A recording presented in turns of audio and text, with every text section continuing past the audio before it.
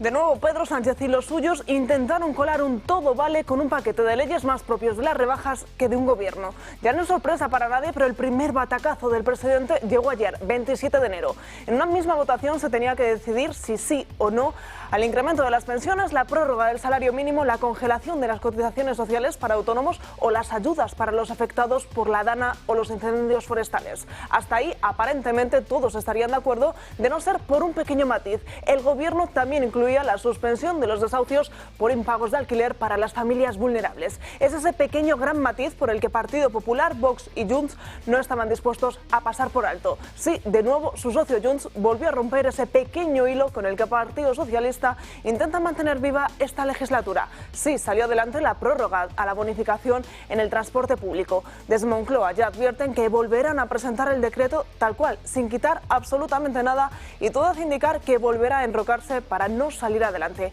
Partido Popular, Vox y Junts no están dispuestos a aceptar el chantaje que el gobierno se está marcando para hacer entender que no quieren subir las pensiones de los más mayores. Todos ellos ya han instado al gobierno a presentar esa medida por separado y saldría adelante a la primera de cambio. Los populares llegan a calificar como rehenes a los pensionistas de un gobierno dispuesto a poner todo en juego con tal de salirse con la suya. Nada nuevo, pero esta vez parece que antes de comenzar la partida a Pedro Sánchez se le han visto todas las cartas.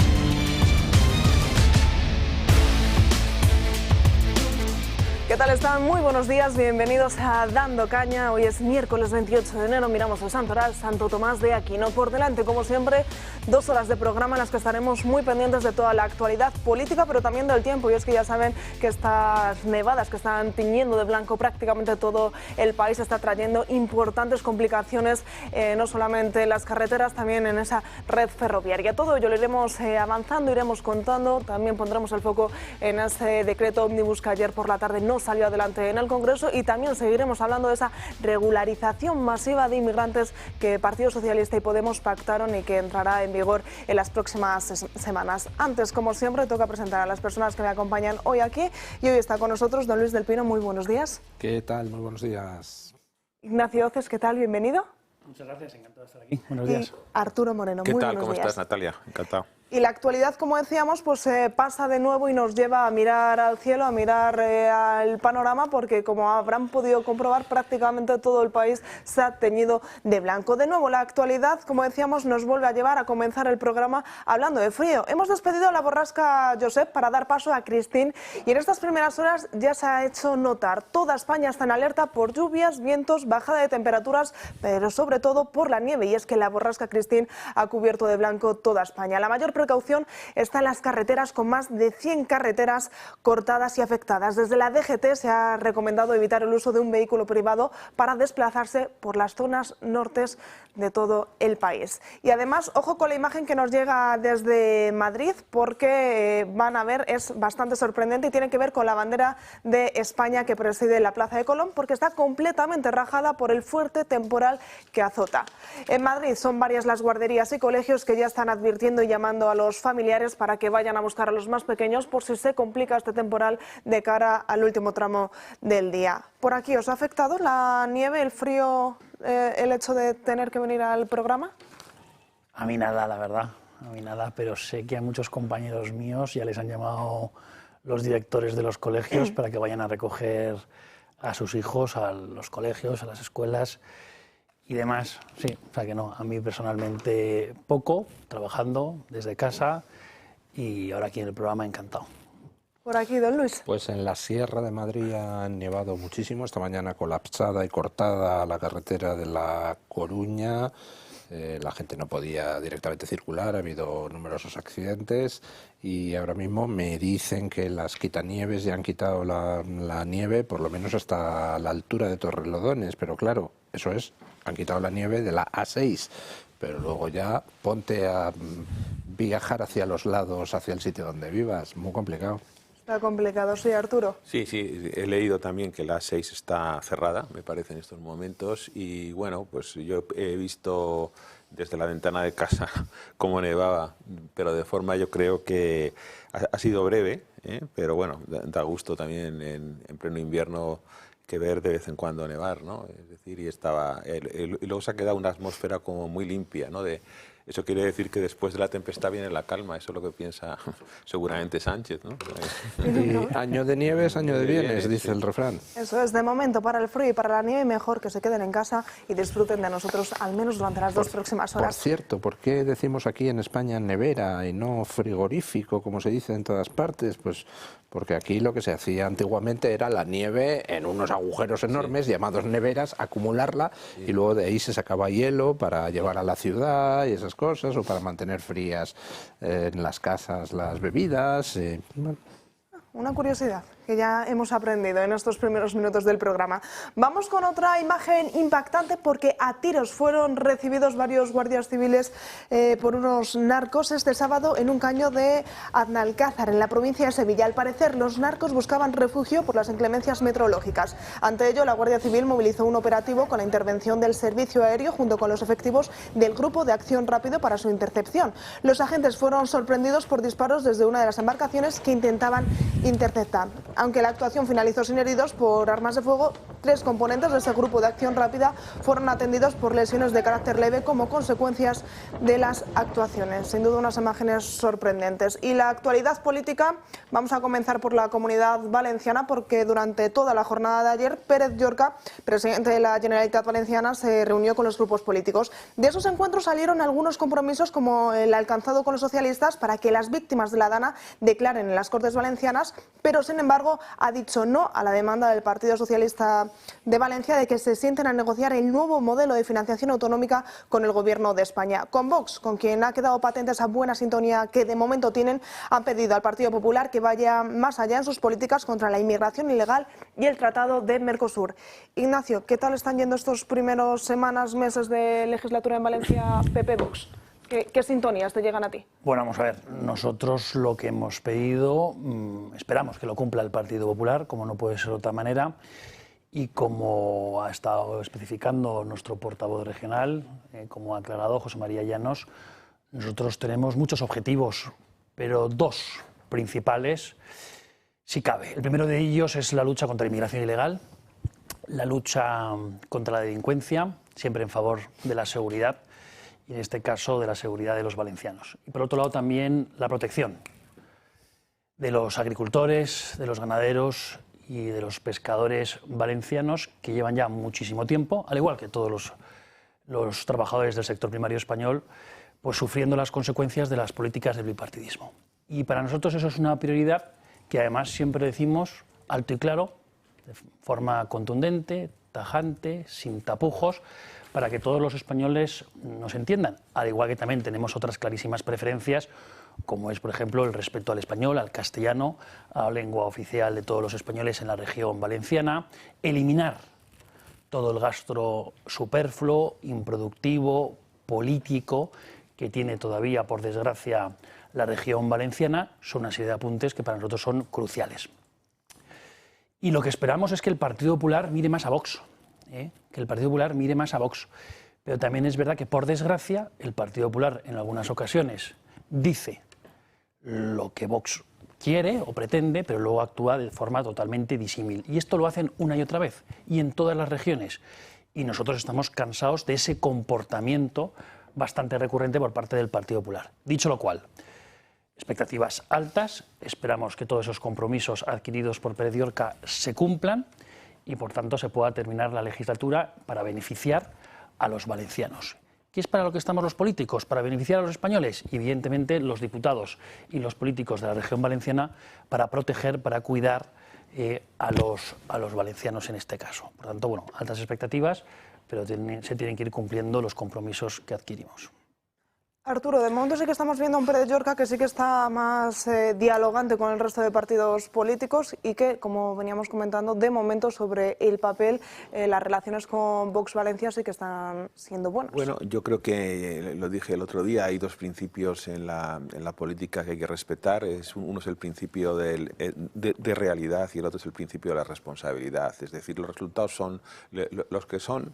El Partido Popular no tiene mayoría en la Comunidad Valenciana. Ha atravesado un periodo, además, la comunidad traumático por el asunto de la Dana, la dimisión del anterior presidente Carlos Mazón, etcétera, ¿no? Y entonces eso, de alguna forma, lo que hace todavía es ahondar más en el realismo de la situación política. Y obviamente conlleva ejercer de forma todavía más emblemática que la responsabilidad, ¿no? La responsabilidad. Entonces yo creo que me parece que es un buen ejemplo lo que está pasando en la Comunidad Valenciana de lo que debería ser un gobierno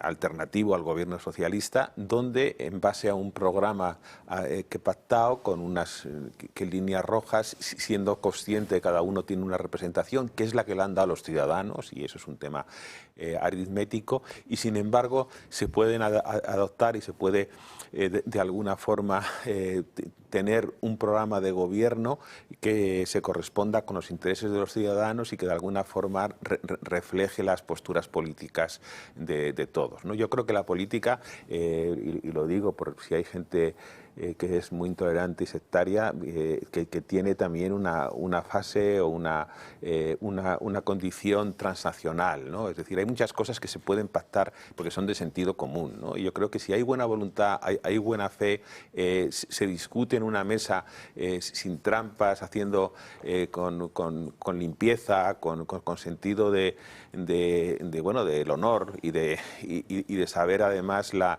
importancia de la representación que te han cedido los ciudadanos, pues que se pueden llegar a acuerdos absolutamente perfectamente sobre el futuro de España. Y yo creo que esto que está pasando en Valencia es muy bueno porque elimina que ciertos miedos que tiene una parte de la derecha que piensa que un gobierno entre PP y Vox que va a ser un lío, ¿no? Que va a ser el camarote de los hermanos más, o no sé cuánto. Y esto es mentira, es decir, con gente que es responsable, que sabe que el principio de la realidad es básico en política, se pueden llegar a acuerdos sustanciales sobre realidades verdaderamente objetivas sin ningún problema. Sí, vamos a ver, en un sistema parlamentario estable realmente solo hay sitio para dos partidos grandes, puede haber algún partido chiquitito. Y ahora mismo la única duda es si esos dos partidos en el futuro serán PP y Vox o PSOE y Vox. Claro. No hay sitio para otra cosa, lo estamos viendo en otros países europeos. Crece el partido soberanista y eso hace que o desaparezca la derecha tradicional o desaparezca el partido socialista tradicional o desaparezcan los dos y les sustituya alguna especie de amalgama de centro tipo Macron. Entonces, ahora mismo el Partido Popular, si es inteligente, debe concentrarse en hacer que desaparezca el PSOE. Es decir, que de esos dos partidos tradicionales, el que quede, el que sobreviva, sea el PP. Y lo puede hacer porque el Partido Socialista está muerto y a nada que el PP se decida a empujarle un poquitito, nos libramos de él, afortunadamente, para los restos. PP y Vox, pues son dos partidos con planteamientos distintos en muchas cosas y son partidos hasta cierto punto complementarios. El PP tiene una ventaja sobre Vox. Vox es un partido relativamente nuevo, es un partido por tanto que ha experimentado problemas de crecimiento y va a seguir experimentando problemas de crecimiento inevitablemente hasta que tenga una estructura muy bien asentada por toda España. El PP no, el PP bueno, tiene ya más conchas que un galápago, tiene muchísimos años de historia y por tanto tiene una estructura perfectamente establecida por el territorio y eso le da una ventaja. Vox tiene una ventaja sobre el PP, que es que el PP está ahora mismo dentro de esa corriente ideológica en declive a nivel mundial, que es el globalismo, mientras que Vox está en la cresta de la ola de eso que está subiendo en todo Occidente, que es el soberanismo. Con lo cual, la ventaja del uno, que tiene la geopolítica de su lado, la ventaja del otro, que tiene la estructura del suyo, pues puede hacer que las colaboraciones funcionen muy bien y no tienen por qué ser partidos enemigos, serán adversarios, serán rivales, tendrán que competir por el voto, pero cada uno aporta lo suyo. Vox tiene una claridad de ideas, el PP pues también sirve como freno un poco a Vox para algunas personas que a lo mejor dicen, ojo, es que los de Vox a veces se pasan un poco en cómo dicen los temas. Bueno, pues entre los dos pueden repartirse el electorado perfectamente y deben colaborar, y lo están haciendo bien en Valencia, lo están haciendo bien en Murcia, a pesar de que las relaciones en Murcia entre las dos cúpulas tampoco son tan buenas como en Valencia, pero están funcionando relativamente bien las cosas. Y yo creo que en Extremadura se va a alcanzar un acuerdo sin problemas, se va a alcanzar un acuerdo sin problemas en Aragón, en Castilla y León y en Andalucía, donde Juanma Moreno va a perder la absoluta y va a tener que pactar. ¿Se va a llegar a un acuerdo en Extremadura, Ignacio? No sé si tienes alguna novedad. Pero no lo sabemos. Es que no está nada claro, básicamente porque, yo ahí estoy con Luis, un apéndice que ha dicho, que a mí me parece muy importante ese apunte, que es que Vox tiene las convicciones. Vox habla con claridad. Vox tiene las ideas muy claras. Yo creo que el Partido Popular no. Yo creo que todos los telespectadores saben, notan, perciben, con absoluta también claridad, que el Partido Popular cambia de criterio cada día y según zonas. Y esto es la realidad. Entonces, muchas veces el Partido Popular va con un programa electoral, que es el que confluye a las elecciones, el que oferta a la opinión pública, y luego a la hora de sentarse es que ni siquiera quiere cumplir su propio programa electoral. Por ejemplo, esto ha sucedido en multitud de ocasiones a lo largo de la historia reciente de España. Entonces, claro, si el problema para nosotros es que vemos un Partido Popular que en general lo que quiere es estafar a los españoles. Y es verdad que nosotros pues, pronunciamos frases duras, contundentes, a veces también contra el Partido Popular, porque nos parece que eso es una estafa a los españoles. Si el Partido Popular va, por ejemplo, con un programa de bajar impuestos, ¿por qué luego no los baja? ¿Por qué luego no se compromete con todos los españoles en una firma con Vox para bajar los impuestos que los dos hemos propuesto a los electores, por ejemplo, en Extremadura? ¿Qué pasa, por ejemplo, con toda la fuerza de una comunidad autónoma que luego suele aceptar todo lo que viene de Bruselas, incluso cuando no es competencia de Bruselas aquello en lo que se está pronunciando la Unión Europea? Por ejemplo, son cuestiones para nosotros absolutamente vitales. ¿Qué va a pasar en Extremadura? Pues no se sabe, pero es que al final las negociaciones son complejas. Nosotros queremos acabar con muchísimo gasto superfluo improductivo. Ayer lo dijo nuestro portavoz en Extremadura, Óscar, lo dejó con absoluta claridad. Queremos también terminar con la oficina de los expresidentes, entre otras muchas cuestiones. Pero ayer se habló de eso. Hay un poquito de escenificación en todo eso, ¿no? Yo no sé, tengo la sensación de que el acuerdo ya está cerrado o prácticamente cerrado en Extremadura y que simplemente en estos momentos a ambos partidos les conviene dilatarlo un poquito para que pasen las elecciones aragonesas. Tengo esa sensación. No. O sea, hay muchos matices, hay muchas cuestiones que hay que dilucidar y que hay que acordar. Y hay que acordar también tiempos. Es decir, tienen que notar los extremeños, en este caso que estamos hablando de Extremadura, desde el primer día, ese cambio de gobierno, ese cambio de políticas. Y por tanto, la hoja de ruta, el rumbo a transitar tiene que estar clarísimo, pero también lo tienen que saber las personas del Partido Popular que colaboren en ese gobierno, si es al final un gobierno de coalición. Porque es que en muchas ocasiones luego dices, bueno, se va a hacer esto, y luego no se hace. ¿Sabe usted que hay personas, yo tengo algún amigo de esto Vox, no decía en Vox, decía que hay personas que de repente terminan casadas con alguien y te cuentan, pues si vieras lo mal que me caía mi pareja cuando nos conocimos y tal. Hay veces que se empiezan las relaciones con un poco de tirantez y luego al final son los mejores matrimonios. Independientemente de las cuestiones regionales, que me parecen también sustantivas, sin duda alguna, y donde yo espero que todo el mundo esté a la altura de las circunstancias, del momento histórico que vive el país, ¿no? Porque realmente enredarnos habrá cosas muy importantes en Extremadura y que podemos caer en una especie de existencialismo político extremeño, ¿no? Es decir, que prácticamente es imposible que poder llegar a ningún acuerdo porque las personalidades o los arquetipos o el contexto no permite. Seguro que hay una vía para llegar a un acuerdo razonable. Pero yo quiero manifestar mi preocupación y lo digo tampoco con pena, pero con cierta inquietud. Yo veo al Partido Popular absolutamente aturdido. O sea, el Partido Popular en estos momentos es un partido que yo creo que por un lado piensa que que Sánchez se cae solo y aquí no se cae nadie solo. Quiero decir, hay que dar un empujón, como decías tú, Luis, y hay que tomar la iniciativa. Y que les ve un poco a remolque de los acontecimientos, están en la gincana electoral que han provocado con las elecciones anticipadas en Extremadura y en Aragón, que desde luego van a obtener unos resultados insuficientes para lo que ellos pensaban, porque son elecciones convocadas desde el poder. Pienso que, en cualquier caso, que Azcón es posiblemente un buen candidato. Y luego viene Castilla-León, que ya veremos, o sea, que eso puede ser el Rubicón, eso puede ser el cruzar el Rubicón y la Lea Jactaes, ¿no? O sea, porque es que, quiero decir, el candidato del Partido Popular allí es una persona, yo creo, que está muy gastada y que no tiene buena imagen ni tiene impulso político. Ya veremos qué pasa en Castilla y León.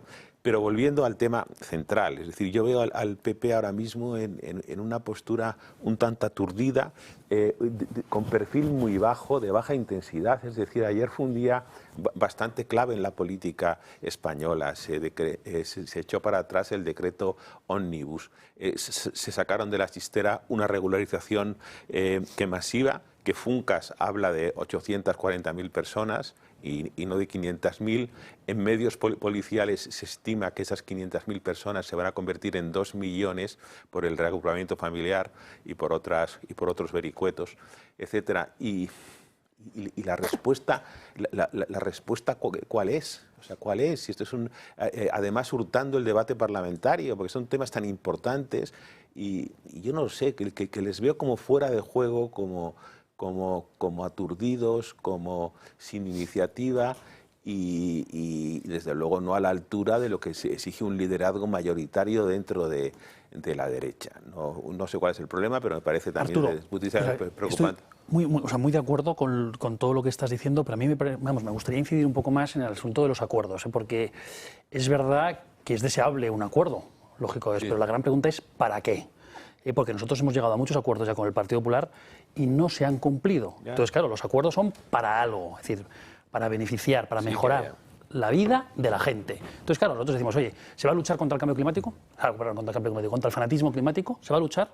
¿Se va a luchar contra la inmigración ilegal? ¿Se va a luchar contra la burocracia? ¿Se va a luchar contra los impuestos abusivos? ¿Se va a luchar contra el gasto político improductivo? Es que son cuestiones elementales.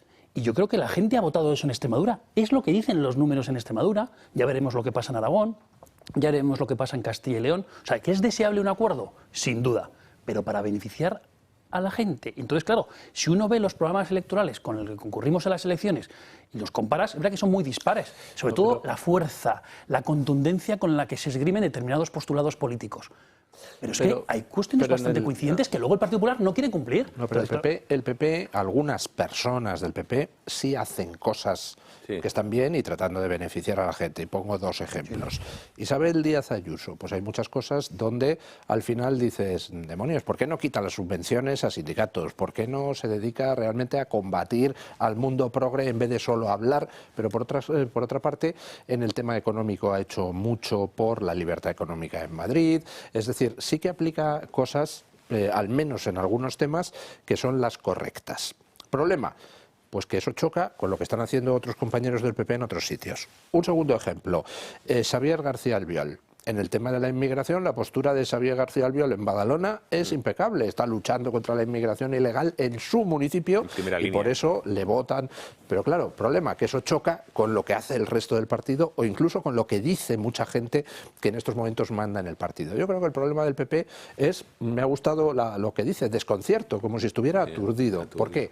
Al Partido Popular le falta un modelo, y le falta un modelo porque como está cayéndose a pedazos el orden progre que hasta ahora había imperado en el mundo, pues de repente el Partido Popular, que está en cierto modo atado a lo que hace el Partido Popular Europeo y un poco en una actitud demasiado secundaria para la importancia numérica que tiene dentro del Grupo Popular Europeo, el Partido Popular pues no sabe ahora dónde mirar para encontrar un modelo. Por ejemplo, un buen modelo de cómo tendría que ser el Partido Popular es una Meloni. Meloni pues tiene unas actitudes muy próximas a las de Vox en casi todo lo fundamental, pero luego tiene algunas cosas como el intento de ser una personita frente a Trump y tal, donde se diferencia de Vox. Bueno, pues a lo mejor una Meloni o algo así podría ser un buen modelo de cómo tendría que ser el Partido Popular en España, pero no terminan de decidirse a desprenderse de sus modelos viejos, como es, por ejemplo, una Ursula von der Leyen, ¿no? Meloni es la persona con más prestigio político ahora mismo y con más talla política en la política europea, y eso está fuera de todas dudas. Y, por ejemplo, es un tema que también nos debe hacer reflexionar, ha sido básica para que se haya aprobado en el Parlamento, bueno, no en el Parlamento Europeo, sino en el Consejo Europeo, el acuerdo de Mercosur. Porque el acuerdo de Mercosur no es estar a favor o en contra del libre comercio, que esa es una cuestión ya superada, es conseguir un buen acuerdo para los agricultores y los ganaderos españoles, que es lo que nos ha hecho. Claro, porque ¿por qué Meloni sin embargo, al final, ya ha sabido negociar? ¿por qué Meloni al final ha votado a favor? Primero, porque Meloni tiene una situación en su gobierno un poco compleja, porque tiene metido como parte del gobierno al propio Partido Popular Italiano, por entendernos. Y por otro lado, Meloni ha arrancado de von der Leyen concesiones en cuanto a salvaguardas para los italianos que han quedado reflejadas en el tratado. De acuerdo, Meloni es que no amiga personal de Santiago Abascal y Fratelli es amigo político de Vox. Eso sí, los amigos políticos del PP en Portugal han pedido el voto en la segunda vuelta para el Partido Socialista. Para seguro. Nos vamos a ir a la primera pausa publicitaria. A la vuelta cambiamos de tema para hablar de esa regularización masiva y legal de inmigrantes que el Partido Socialista y Podemos anunciaron a inicios de esta semana. 12:30 del mediodía, seguimos aquí en directo en Dando Caña y vamos a hablar de esa regularización masiva que Partido Socialista y Podemos pactaron para intentar legalizar a 500.000 inmigrantes, a 500.000 personas que no tienen papeles hoy en día en nuestro país. Vamos a repasar esa noticia que saltaba a inicios de esta semana. El Centro de Análisis Funcas ha publicado un informe bastante llamativo. Casi 900.000 personas inmigrantes se encuentran de manera irregular en España. El 6% viene de África, pero el 90% del otro lado del Atlántico. Colombia, Honduras o Perú son los países de estos inmigrantes irregulares, lo que demuestra un cambio en los flujos migratorios. El informe llega al mismo tiempo que la polémica regulación masiva por parte del Gobierno a personas extranjeras que ya han residido en España antes del 31 de diciembre y que no cuenten con antecedentes penales. Según las condiciones adelantadas, las personas que opten a esta regularización deberán acreditar al menos 5 meses de residencia a través de un certificado de empadronamiento, un informe médico, un justificante de envío de dinero o incluso un recibo. La medida se aprobará mediante Real Decreto, por lo que no pasará por la Cámara Baja del Parlamento. Una norma que permitirá conseguir la regularización al 60% de las personas que se encuentran en situación irregular, según el informe de Funcas. ¿Cómo afecta esto a la capacidad de voto? La regularización supone que una persona extranjera obtiene un permiso legal de residencia y, en algunos casos, de trabajo en España. Sin embargo, no implica adquirir la nacionalidad española. Las personas regularizadas siguen siendo extranjeras y mantienen la nacionalidad de su país de origen. Por su parte, la nacionalización es el proceso por el cual una persona extranjera adquiere la nacionalidad española, generalmente tras varios años de residencia legal continuada y el cumplimiento de otros requisitos legales. Esta diferencia es clave en aspectos como el derecho a voto. Las personas regularizadas no pueden votar en elecciones generales, ya que este derecho está reservado a los ciudadanos españoles. Ante los resultados, María Millar, socióloga y miembro de Funcas, critica la escasa planificación de política inmigratoria española, que está a falta de una estrategia clara sobre el volumen de inmigrantes que se reciben. Por lo tanto, se trata de una medida que podría desequilibrar si no se planifica una integración laboral y social de los inmigrantes. En definitiva, una regularización que corre riesgo de saturar el sistema si no va acompañada de mayores infraestructuras públicas. Pues para hablar de esta regularización masiva estamos con Laura García, portavoz de Jupol, porque ayer mismo publicaban un comunicado sobre los problemas que puede suponer esta regularización. Laura, ¿qué tal? Muy buenos días. ¿Qué tal? Buenos días, gracias. Cuéntanos cuáles son los principales problemas que desde Jupol veis a esta regularización masiva. Bien, pues a nosotros en el ámbito que nos afecta, sobre todo, hay 2 puntos que son los que nos preocupan bastante. Uno es el operativo, ¿no? ¿Cómo van a hacer esto de forma express? Que es como he escuchado esta mañana a la ministra decirlo. Desde luego que ágil no va a poder ser, porque ahora mismo las brigadas de extranjería están con un trabajo sobredimensionado y están muy tensionadas ya.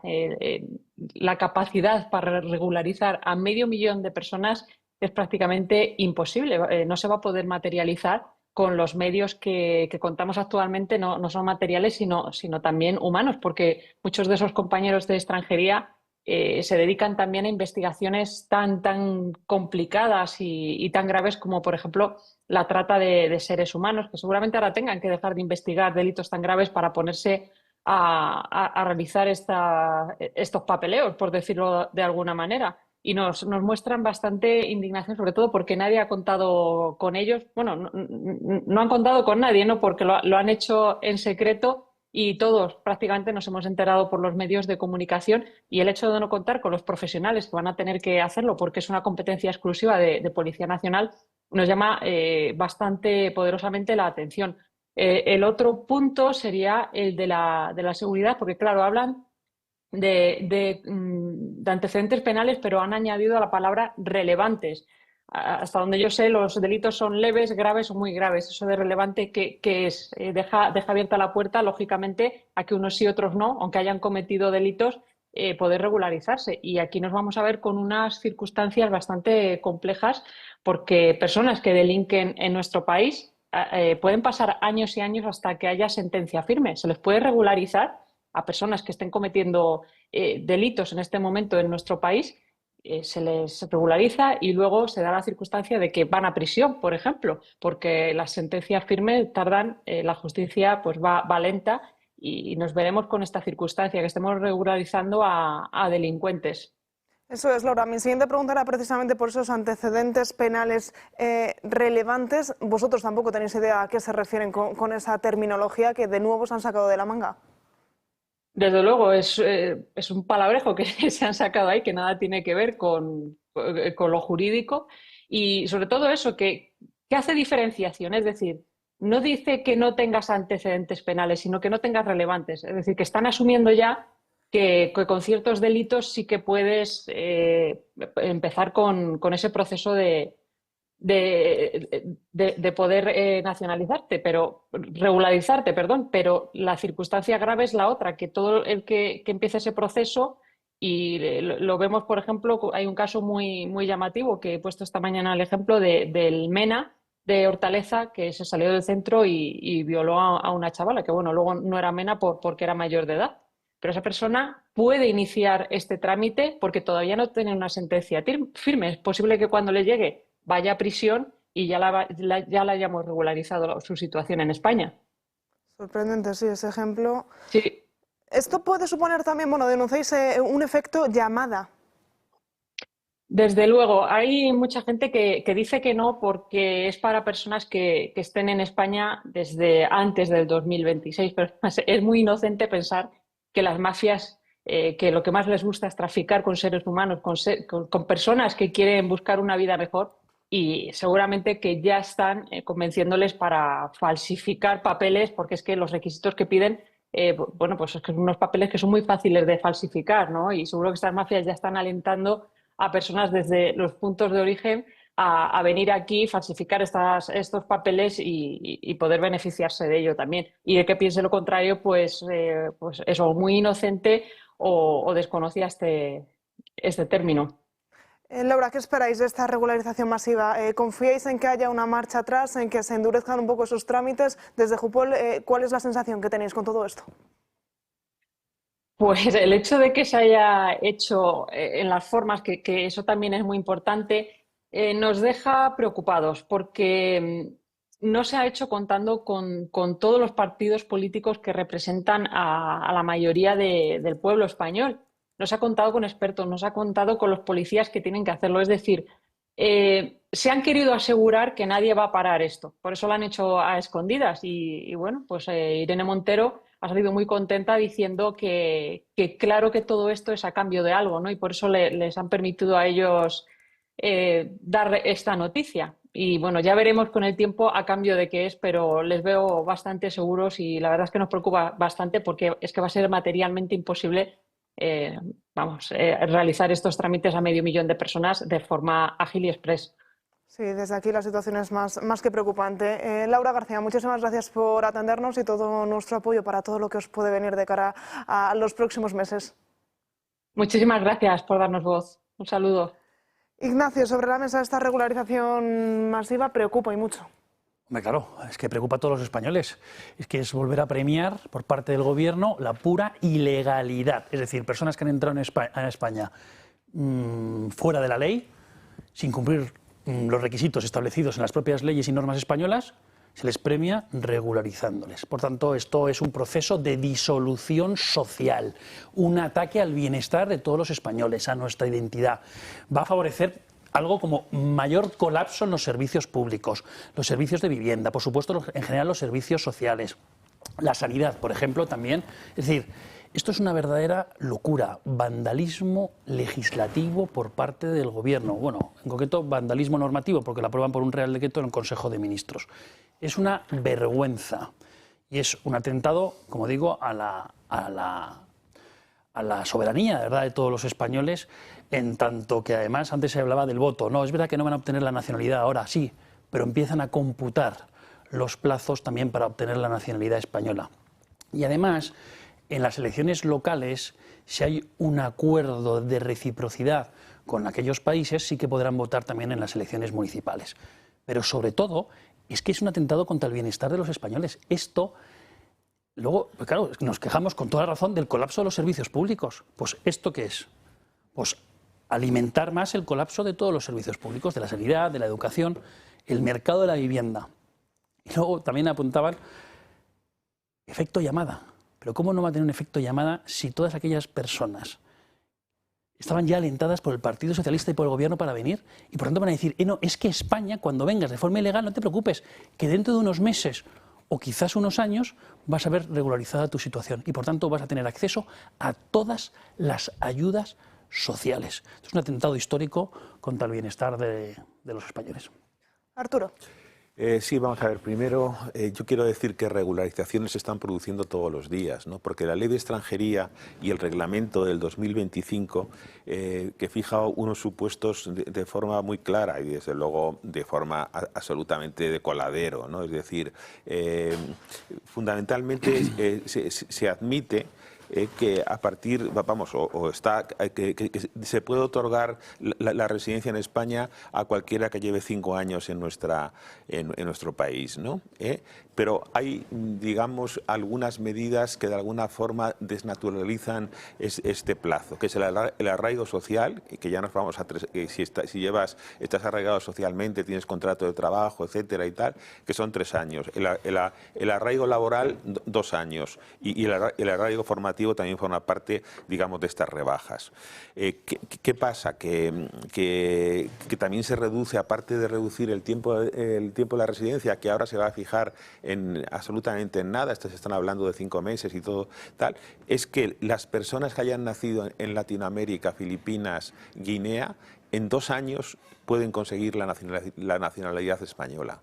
Es decir, que todo este proceso no es que tal, es que cada mes, cada semana, cada 3 meses y tal, obviamente hay ese tipo de, digamos, de condiciones o de cualificaciones que se exigen para tener la residencia y tener la nacionalidad, pues cada mes se tramitan muchísimas solicitudes o se dan permisos ya de residencia o se otorga la nacionalidad, ¿no? En segundo lugar, quería decir que la medida esta, que ya se habla de 500.000, pero como he dicho, organismos tan prestigiosos como FUNCAS hablan ya de 840.000, que hay 840.000 ilegales en España, de los cuales 50.000 por lo visto son africanos. Hay una gran parte de latinoamericanos, ¿no? El País, curiosamente, en su editorial hoy habla de una medida de gran altura política, ¿no? Lo cual, pues, que me ha llamado la atención y lo quería decir, ¿no? Porque yo creo que esto, efectivamente, como ha explicado hace un momento Ignacio, lo único que está removiendo muchas cosas, ¿no? Y desde luego a la conciencia de los españoles, ¿no? Es decir, esto va a tener consecuencias desde el punto de vista de lo que es la vida diaria de la gente. O sea, esto afecta a la seguridad nacional, a la cohesión social, porque está entrando gente que tiene, digamos, unos estereotipos culturales que son absolutamente distintos a los nuestros, ¿no? El multiculturalismo yo creo que no es una cosa precisamente buena, pero además unas consecuencias económicas muy fuertes que afectan directamente al estado de bienestar en cuanto a vivienda, en cuanto a servicios sociales, en cuanto a sanidad, por supuesto, es decir, 840.000 personas, es decir, metidas en el sistema sanitario español, aparte del coste económico que tiene, es que se va a producir una saturación, ¿no? Entonces, esto es añadir malestar social a una situación ya muy confusa. Y luego, la forma que el Gobierno quiere aprobar este Real Decreto, o sea, es absolutamente antidemocrática, porque el Real Decreto se utiliza fundamentalmente en asuntos de catástrofes, ¿no? Pero que no haya convalidación parlamentaria, burlar al Parlamento y que el Parlamento de alguna forma también se deje, o sea, bueno, que yo no sé lo que se puede hacer, pero algo se podrá hacer, es destruir el tejido institucional del país,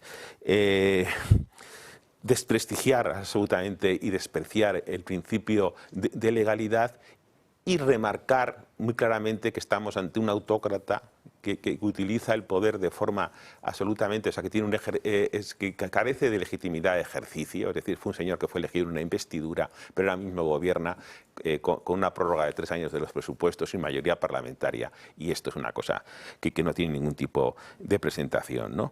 El Real Decreto, además, que no va acompañado de una memoria económica, es decir, que no se sabe cuánto va a costar esto, cómo se va a pagar, qué gasto público lleva aparejado y cómo va a afectar también a los servicios públicos, como decía, ¿no?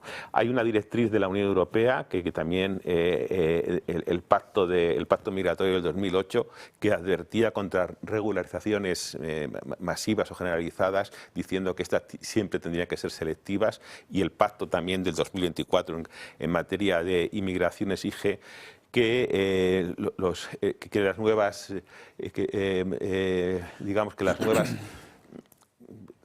autorizaciones o regularizaciones de inmigrantes se deben coordinar entre Estados, y por supuesto el gobierno español ni se ha puesto en contacto con la Unión Europea, donde hay muchos gobiernos socialdemócratas que están apoyando y aprobando políticas antimigratorias completamente distintas a las de Sánchez, ¿no? Pero Sánchez, por lo visto, también quiere confrontar con ellos y quieren confrontar con Donald Trump, ¿no? En cualquier caso, yo creo que es muy grave que se pueda tramitar esto como un decreto, como un Real Decreto, que se burle y se eluda al control parlamentario, que se desprestigie, o sea, que es decir, esto necesita una deliberación y un debate político, una cuestión de tal magnitud, y al final vayan a entrar, no, porque muchos de ellos están en España, pero se vaya a regularizar la situación de 840.000 personas, que ya digo que en 2 años que van a tener además la nacionalidad española. Es decir, esto pues,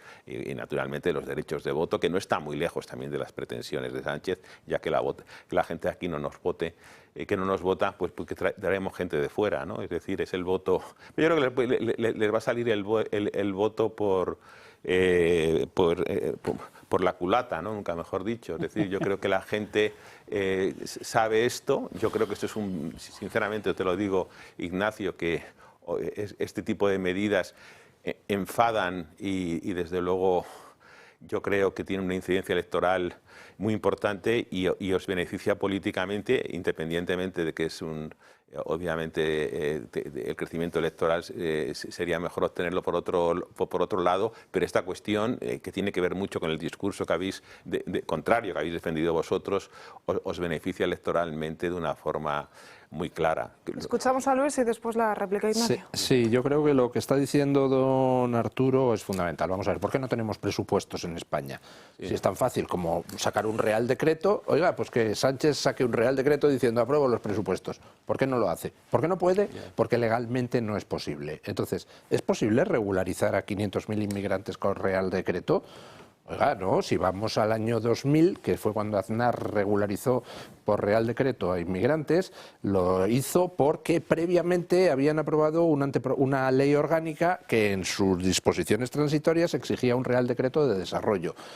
Es decir, los reales decretos son para desarrollar cosas que figuran previamente en leyes aprobadas. Aquí no se ha aprobado ninguna ley para poder traer 500.000 inmigrantes y regularizarlos. Por tanto, usar la figura del Real Decreto yo creo que es impugnable ante los tribunales y creo que Vox ya ha dicho que lo va a impugnar. Pero aparte es que efectivamente, como decía don Arturo, viola toda una serie de pactos que se han hecho a nivel europeo. Regularizar aquí a un señor le da a ese señor permiso inmediatamente para ir a toda la zona Schengen.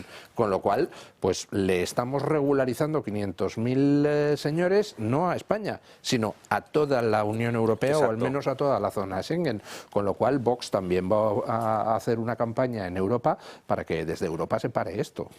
Así es, nosotros ya hemos anunciado que vamos a impugnar este Real Decreto ante los tribunales, en concreto ante el Tribunal Supremo. También vamos a dar la lucha en todos los frentes en la Unión Europea.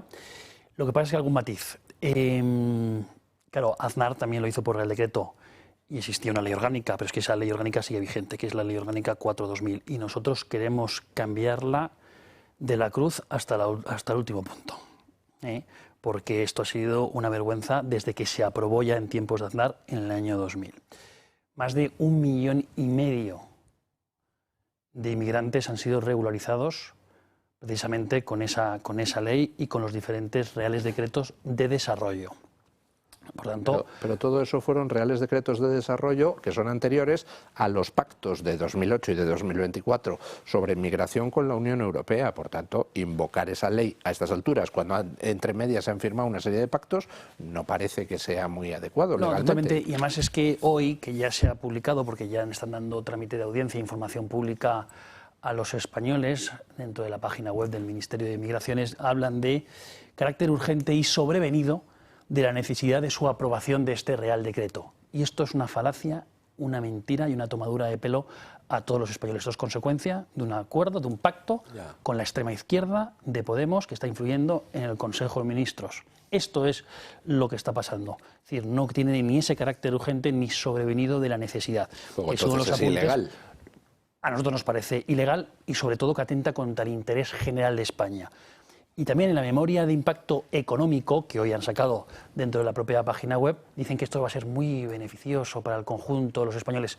Esto es lo que invocan, pero no hablan del impacto en la vivienda, ni la prestación de los servicios públicos, ni el conflicto social, ni contra la cohesión cultural y social de todos los españoles, entre otros muchos matices que sí que deberían de incorporar en esta memoria de impacto económico. A mí esto a nosotros nos parece una vergüenza, va a tener unas consecuencias catastróficas para el mercado laboral, para la identidad nacional y para la cohesión social en algunos aspectos de servicios públicos como son esenciales. Y esto es de cajón y de absoluta sencillez política. ¿Qué es lo que pasa? Que hay una pretensión por parte de la izquierda de la disolución social y del caos generalizado en España. Y por otro lado también una serie de rentabilidad electoral que piensan que van a cautivar determinados votos precisamente por las regularizaciones masivas, porque muy bien, como antes has dicho, Arturo, es que en 2 años los nacidos, o sea, los nacionales hispanoamericanos pueden obtener la nacionalidad española y el resto 10 años, a día de hoy con nuestro Código Civil.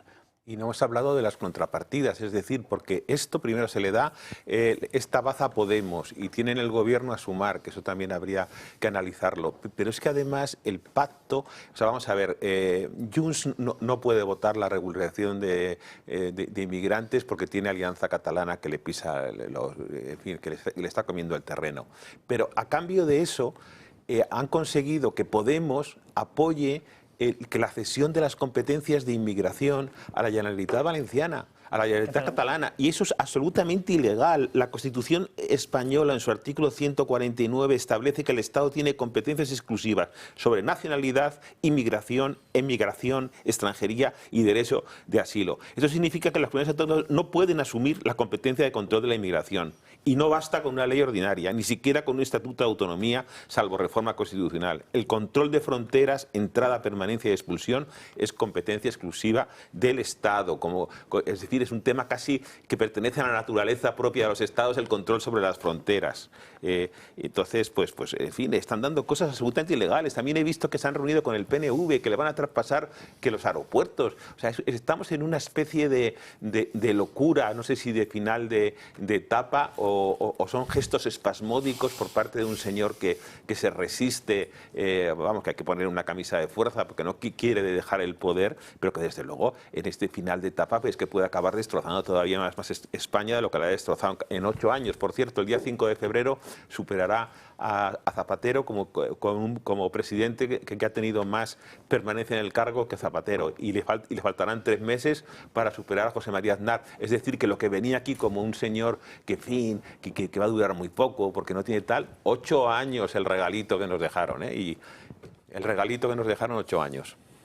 Vamos con una última hora que acabamos de conocer, que es que José Luis Ábalos acaba de renunciar a su acta de diputado. Lo ha hecho a través de su cuenta de X. Ya saben, pese a estar en prisión, una tercera persona está llevando esa cuenta de X, y a través de un comunicado ha asegurado que una vez resuelto por la Sala del Tribunal Supremo mi recurso de apelación contra el auto de prisión, hoy he presentado ante la mesa del Congreso mi renuncia al acta de diputado por Valencia, dado que en todo este proceso he considerado que el respeto a los procedimientos legales es un pilar fundamental del Estado de Derecho que garantiza la presunción de inocencia de todas y todos los ciudadanos. Asegurar la separación de poderes, la imparcialidad y la tutela judicial efectiva sin arbitrariedades. Asegura que estas son las únicas razones que le han llevado a esa renuncia del acta de diputado. Además, bueno, pues agradece y asegura que ha sido un verdadero honor ser diputado de las Cortes Generales durante los últimos años. Ahí están viendo ese tuit que ha subido y en el que explica los motivos por los que hoy ha renunciado a ese acta de diputado que, bien es cierto, se le venía pidiendo durante los últimos meses después de haber sido imputado, después de haber entrado en prisión, pero ha sido hoy cuando realmente él ha decidido renunciar a ese acta de diputado. Primeras impresiones a esta noticia. Se esperaba, pero no había dado todavía ese primer paso. Yo creo que Ábalos está en estos momentos muy nervioso porque se acerca el juicio en el que tiene que dar cuentas del tema de las mascarillas. Si no me equivoco, el hecho de que renuncie ahora al acta de diputado no quiere decir que se paralice el juicio, porque como ya está señalado, ¿no? ¿O sí se paralizaría? Eso puede ser. Eso puede ser que pase a otra instancia y que deje no le va a juzgar al Tribunal Supremo, porque le estaba juzgando al Tribunal Supremo por tener la condición de diputado y por tanto ser aforado.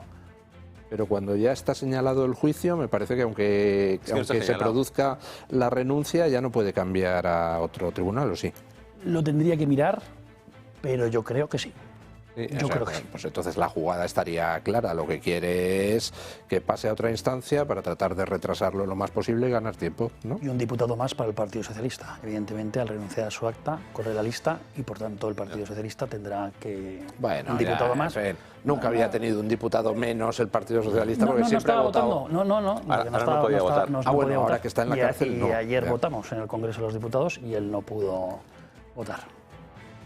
Arturo, primeras impresiones hasta yo efectivamente que si cambia la jurisdicción, es decir, está siendo juzgado por el Tribunal Supremo, está haciendo una instrucción, yo creo que muy buena el magistrado instructor.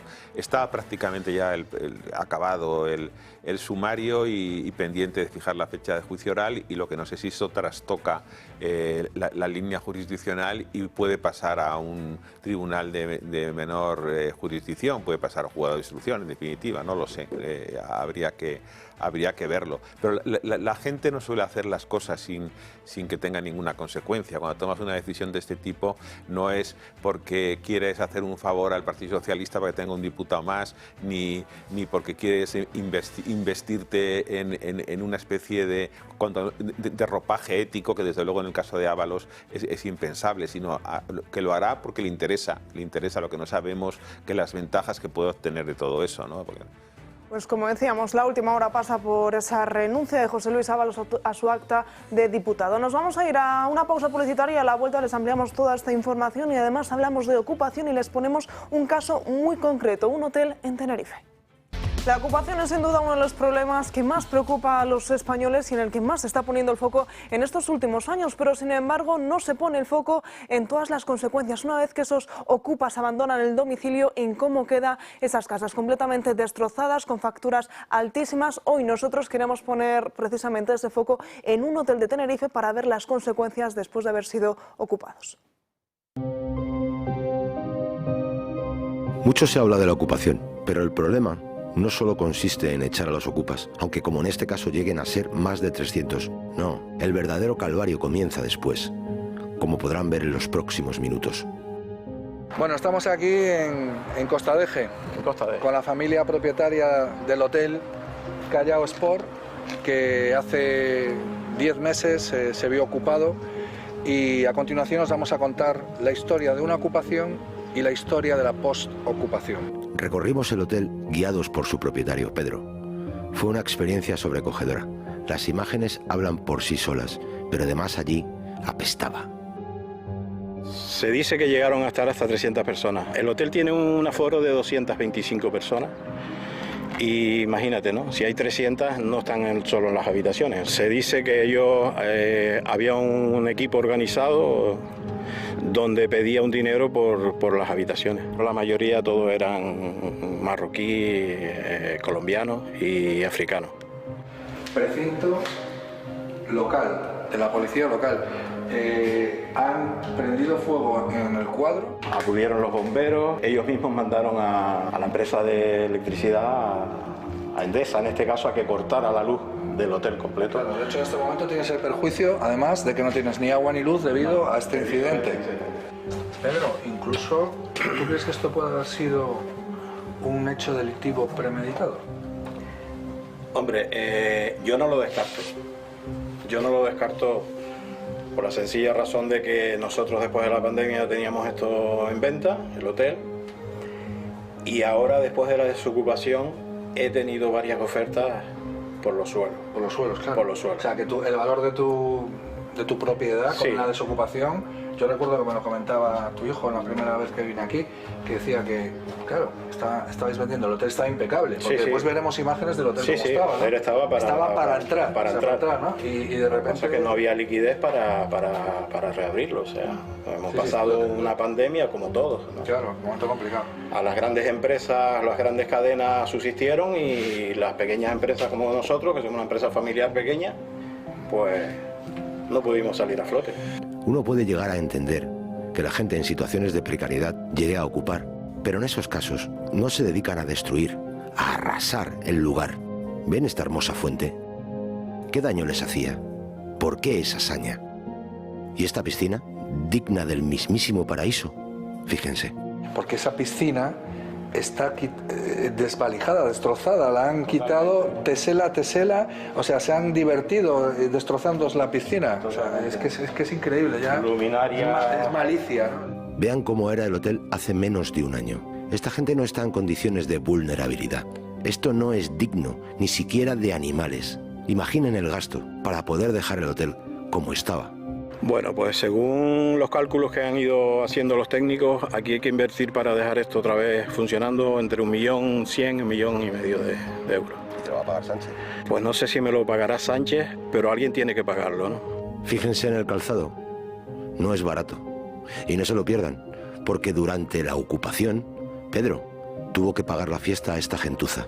Sí, el tema de la luz es un gasto súper elevado, ¿no?, que habéis tenido que soportar. Pues sí, aquí te he traído los gastos de luz desde la ocupación, desde febrero a noviembre, que todavía nos queda otra por llegar, porque esta llega hasta el 30 del 11, y el desalojo fue el 10 de diciembre. Sí, bueno, unos días más ahí. Y bueno, como puedes comprobar, yo lo sumé todo y esto nos da 36.198,68 euros. 36.000 euros que habéis pagado de luz a los ocupas en 10 meses. Exactamente. No, menos de 10 meses. Sí, bueno, 17 de febrero, 10 de diciembre. Sí, ahí anda. 9 meses, faltan unos días. Tremendo. Por no decirte después lo que nos hemos gastado en abogados, ¿no? Vemos una factura de antes de la ocupación. Fíjense, 897 euros. Aquí nos encontramos y fue una de las cosas que más me llamó la atención el día que hice el recorrido con el día de la desocupación, el 10 de diciembre.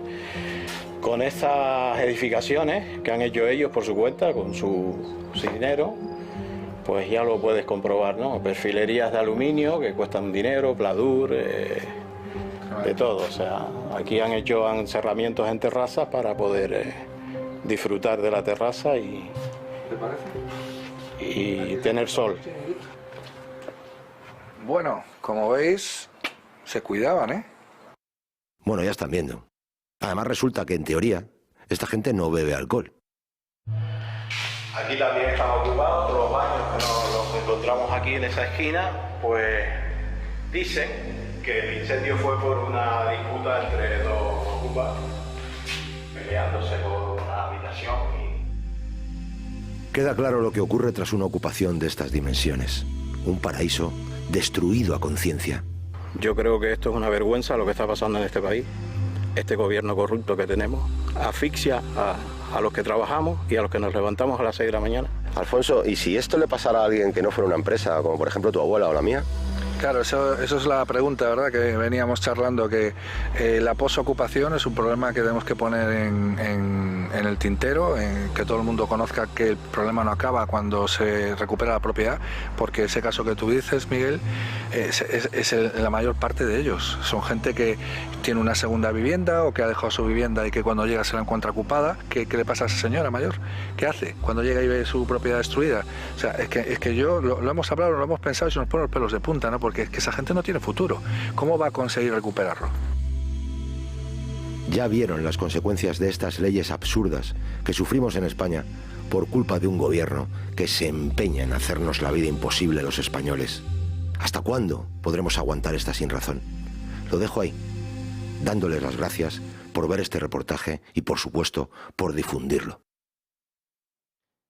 Pues para hablar de este reportaje estamos ya con los dos protagonistas, con Alfonso Caride, de la plataforma Lo que nos une, y con Miguel Rix, productora visual. ¿Qué tal? Muy buenas tardes. Hola, Natalia. ¿Qué tal? Buenas tardes. ¿Cómo estáis? Alfonso, empiezo por usted. Le veíamos precisamente en este reportaje. ¿Qué situación se encontró cuando llegó a este hotel que, como veíamos, estaba completamente destruido? Pues encontré una familia propietaria completamente sin un saber qué hacer casi. O sea, porque cuando un empresario se encuentra ante cualquier tesitura, pues busca una solución, ¿no? Y de repente te encuentras que esta gente, porque yo había estado con ellos 10 meses antes, cuando empezó la ocupación, pues todo lo que se había desarrollado les había sobrepasado, ¿no? Y encontrarte pues en esos caminos, en esas imágenes que hemos grabado y muchas que no han podido salir, evidentemente, con todo destrozado, con heces, con una maldad tremenda, ¿no? Pues la verdad que te hace reflexionar y cuestionarte pues qué pasa después de la ocupación, ¿no? Que son temas que a veces que no se tratan en mucha profundidad, ¿no? Hay que tener en cuenta un dato súper importante. El 85% de las propiedades ocupadas no son a grandes tenedores, son a pequeños tenedores, a gente que ha ahorrado, que tiene una hipoteca quizá, o que es su segunda vivienda, o que jubilados que gracias a ese alquiler, en este caso es un hotel, pero estamos hablando de la ocupación en general, ¿no?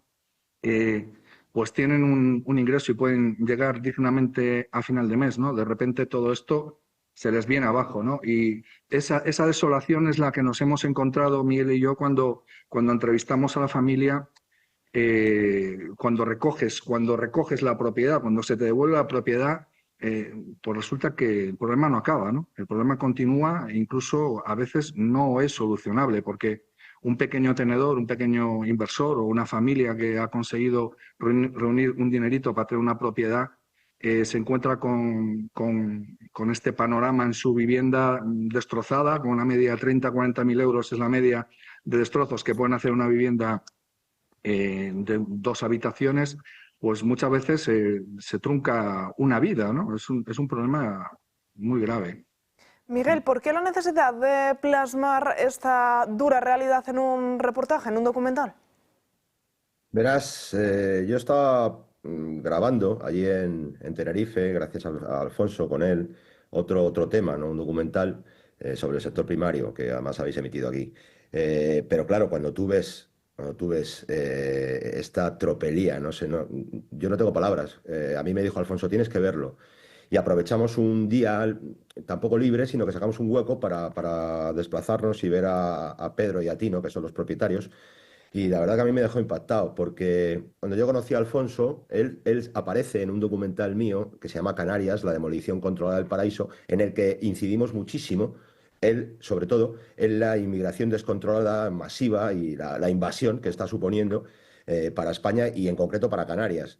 Y claro, ayer oyes a Ione Belarra justificando esta regularización masiva, diciendo que es que no es sinónimo inmigración ilegal con violencia y con inseguridad, y claro, se te cae la cara de vergüenza al ver que, por ejemplo, todos estos 300 o más de 300 inmigrantes, animales diría yo, porque hay que ver cómo dejaron aquel lugar, se te ponen los pelos de punta pensando que muchos de ellos van a ser regularizados. Y estamos hablando de gente que, como bien decía Alfonso, no utilizaba un baño para hacer sus necesidades, que destruyeron el lugar. Porque yo puedo llegar a entender que una familia en situación precaria pueda, momentáneamente, coyunturalmente, pueda ocupar una vivienda, pero te aseguro que si fuera el caso, no la destruirían, no tratarían el lugar como esta gentuza. Y todos estos van a ser, muchos de ellos, van a ser regularizados. Entonces hay que plasmarlo, hay que denunciarlo. Lo único que podemos hacer de momento es denunciarlo. Y eso es lo que me toca a mí. Alfonso, a través del documental, a través de este reportaje, veíamos pues todos los daños materiales que son incalculables desde el punto de vista económico, pero también queda ese otro pozo que son las facturas de la luz que el propio propietario del hotel tuvo que hacer frente, tuvo que mantener a estos ocupas durante 10 meses. Exacto. Eso es, es criminal, ¿no? Y bueno, hoy hablaba con ellos precisamente para que me actualizasen un poquito de información. Y comentaban también que estuvieron intentando negociar con el ayuntamiento el tema del IBI, que le supone un coste elevado. Y bueno, nada, finalmente no se lo condonaron y bueno, tienen que pagarlo con intereses, aplazado, pero tienen que pagarlo. Entonces, esa es la realidad de la posocupación, ¿no? Lo que te encuentras después. Hablaba de 1 millón y pico. 1 millón y pico no les da realmente, porque estuvimos hablando que ese presupuesto se queda corto ya, ¿no? No les da para reparar todo ese desastre que le han ocasionado, ¿no? Pero yo quería hacer incidencia en la vivienda, aparte del hotel, que es el reportaje que hemos hecho, va a poner encima de la mesa este problema, ¿no? Realmente el pequeño tenedor que cuando llega a esa vivienda le dan las llaves de la casa y resulta que vale, recupera las llaves de la casa, pero ya no es su hogar. Esa ocupación ya ha hecho que el hogar desaparezca, ¿no? Sí tiene la propiedad, pero entras en una propiedad destruida, pintada. Bueno, ahí habéis visto, ¿no? Pues se llevan el cobre, las tuberías, el aluminio, todo, hacen de ello un negocio. Porque la situación que decía Miguel de una familia que pueda tener cierto desamparo, no es la situación que ocurre en la mayoría de las ocasiones que hablamos de la mafia, ¿no? Y la mafia empieza por el propio gobierno, ¿no? Que parece que se escuda en la ocupación para solucionar problemas que tiene que solucionar él, ¿no? Que una vivienda digna, como la Constitución nos indica, ¿no? Que ellos no son capaces, no han sido capaces de gestionar en 40 años este bipartidismo, no han sido capaces de gestionar una mínima política de vivienda social, ¿no? Y resulta que, en cambio, le exigen a los pequeños tenedores que sufran esa ocupación y casi que en silencio, ¿no? Porque, como tú bien dices, no le pueden cortar la luz porque les cae un paquete importante, ¿no? Entonces, bueno, se unen una serie de circunstancias que realmente son terribles. Y la media de reparación, yo tengo por aquí un listado de todo lo que, bueno, pues cuando llegas a la realidad, pues te encuentras, ¿no? Y bueno, pues tenemos por un lado, fijaros, un pequeño propietario, ¿vale? Tiene, por un lado, gastos legales, abogados y procuradores para conseguir recuperar su vivienda, ¿vale? Vale. Suministros, el IBI, que también los paga el dueño. Cuando se encuentra con la vivienda, vamos a rehabilitarla. Pues que si la pintura, que si la limpieza, que si el desescombro. Reparaciones estructurales, cobre, fontanería, la luz, eso siempre lo destrozan todo, ¿no? Y después también, si es una persona que lo tenía como un ingreso para acompañar el llegar a fin de mes, pues ese lucro cesante, que una media está estimada aproximadamente en un alquiler no percibido de 20 meses, que es el tiempo que, debido al colapso de la justicia en Canarias, en el que se recupera una vivienda hoy, 20 meses, ¿vale? Pues estamos hablando en total que puede suponer una pérdida patrimonial de alrededor de 35 y 50 y pico mil euros, dependiendo de la vivienda, ¿no? Y de nuevo, como siempre, pues el gobierno parece ponerse más de la parte de los ocupas que del propio propietario, que no solamente tiene que hacer frente a todos estos gastos, sino que además se ve desprotegido por parte del gobierno. Miguel, acabamos de ver este reportaje, pero son varios los trabajos que realiza para intentar dar voz a esta problemática que muchas veces no sé si es desconocida o no se quiere hacer el suficiente caso a ella. Bueno, gracias a medios como vosotros empieza a ser conocida. Lamentablemente estamos hablando de una minoría, como me pasa a mí con los documentales. Esto debería, siempre lo digo, debería ser un reportaje que hiciera el equipo de investigación de una gran cadena de televisión, pero hay un pacto de silencio en esto. De hecho, las políticas del gobierno están fomentando la ruina directa no solamente de los pequeños tenedores que decía Alfonso, sino hoy lo hemos visto, de una empresa familiar que tenía un hotel precioso que estaba puesto a la venta y que gracias a esto, pues yo lamento, pero es así, la familia pues está al borde de la ruina. Entonces, claro, es muy fácil hacer políticas sociales, y lo entrecomillo, acogiendo aquí a diestro y a siniestro, cuando el que paga no es el gobierno, sino el contribuyente, porque acaba de decir muy bien Alfonso, todos los costes que conlleva el que te ocupen una vivienda, sea grande o sea pequeña, o sea, costes legales, IBI, luz, agua, y luego reparación, porque tú imagínate una ancianita que tenga su segunda vivienda, que lo tiene como una garantía para pasar sus últimos años, pues que le hagan este destrozo. A ver cómo afronta una anciana, un anciano, o simplemente una persona trabajadora que tenga una segunda vivienda. ¿Cómo afronta alguien estos destrozos? ¿Los paga Sánchez? ¿Los paga el gobierno? Pero no, aquí vemos que se regularizan más y que todos estos, no me voy a callar con el adjetivo, todos estos políticos que sufrimos, pues siguen con un plan, con una agenda, entonces... todo esto es nuestro deber moral, en lo que nos quede de vida. Yo tengo 54, voy a cumplir 55, pues hasta que me muera, ojalá que sea antes, que veamos la victoria, pero tenemos que denunciarlo y tenemos que ir frontalmente contra ello. Y como te decía al principio, de momento solo nos deja la denuncia. Yo creo que aquí habría que tomar otro tipo de acciones, pero bueno, esto lo dejo ahí. Pues Adolfo, Miguel, un verdadero placer charlar con ustedes. Gracias por este gran trabajo que han realizado. Seguimos en contacto para en futuras ocasiones seguir hablando, seguir charlando y que nos sigan mostrando este tipo de problemáticas que nosotros intentaremos poner nuestro granito de arena dándole voz, dándole imagen a todos estos trabajos. Gracias. Gracias a vosotros, Natalia. Agradece vuestra disponibilidad a poner estos casos siempre encima de la mesa. Y bueno, animo desde aquí a Ignacio a que Vox siga creciendo, que es la única solución que tenemos en este momento en España. Y quería hacer un pequeño apunte final, ¿no? La pérdida del valor de esa vivienda es algo que tampoco se suele hablar, ¿no? O sea, esa propiedad se devalúa inmediatamente. En cuanto es recuperada, ya tiene a lo mejor un 30 o un 40% por debajo de lo que era el valor de la vivienda en sí. Y el entorno, porque todo esto genera, pues... delincuencia, etcétera y tal, el entorno mismo, a lo mejor el edificio, si fuera el caso, en este caso el hotel, pues bueno, pues es un tema aislado, ¿no? Pero en general, pues también ese problema de la devaluación del patrimonio, ¿no? Que poco se habla de ello, creo que es un tema que bueno, pues que pongo encima de la mesa también porque es una desgracia tener un patrimonio y de repente verlo devaluado. Muchas gracias gracias Arturo, gracias a Luis y gracias a ti Natalia y a Ignacio por estar ahí defendiéndonos. Gracias. Gracias a ustedes, charlaremos en los próximos días. Nosotros nos vamos a ir rápidamente a una pausa publicitaria y a la vuelta retomamos el tema de la ocupación y hablamos de ese decreto ómnibus. Pues ayer, como les contábamos en el programa, se votaba a partir de las 5 en el Congreso de los Diputados ese decreto ómnibus y, sin embargo, como era de esperar, no salió adelante por los votos en contra del Partido Popular, de Vox y de Junts. Vamos a hacer un repaso de todo lo que se quería incluir en ese decreto ómnibus.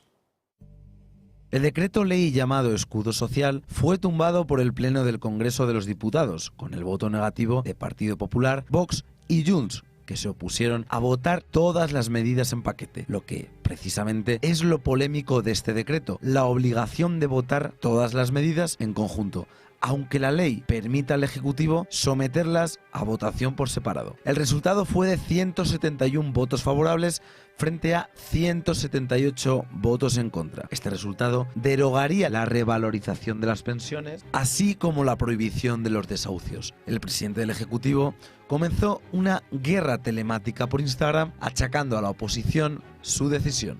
Lo han vuelto a hacer.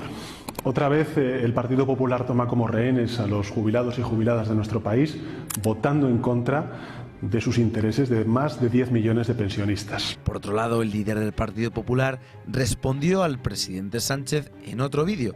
Hola, me acerco por aquí porque Pedro Sánchez os está mintiendo. Hoy os está contando que el Partido Popular, junto con la mayoría de los grupos del Congreso, estamos en contra de subir las pensiones. Es falso. ¿Qué ha hecho el Gobierno? Pues mezclar esto con muchos otros asuntos en un decreto paraguas que, si se aprobase, le permitiría gobernar otro año más sin presupuestos generales del Estado. Evidentemente, este chantaje no lo hemos aceptado.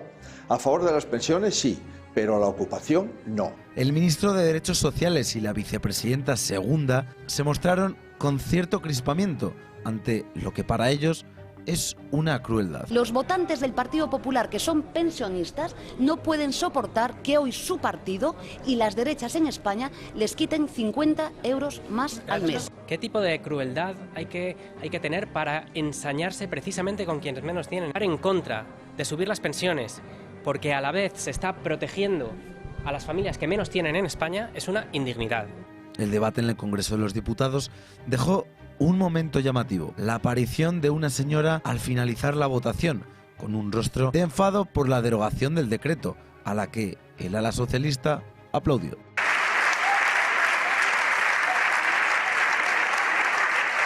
Un decreto ómnibus que fue tumbado por la triada de partidos de la derecha, mientras que a la vez sí que se aprobó el abono único y el programa de ayudas al transporte público, donde Partido Popular se abstuvo.